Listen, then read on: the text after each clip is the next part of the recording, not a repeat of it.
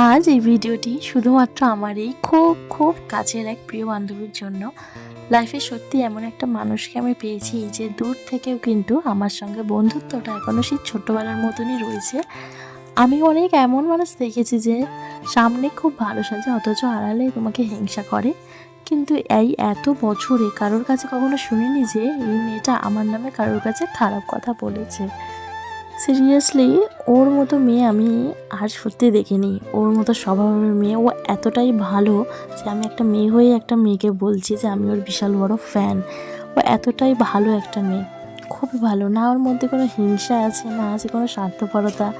ও আমাকে উজাড় করে অনেক অনেক ভালোবাসা দিয়েছে। আমার একটা সময় খুব খারাপ সময়ের মধ্যে দিয়ে আমি গেছি, সে সময়টা আমাকে অনেক মেন্টাল সাপোর্ট দিয়েছে, আমার পাশে থেকেছে, আমাকে যথেষ্ট পাশে থেকে সবসময় আমাকে সঠিক সিদ্ধান্ত নিতে শিখিয়েছে।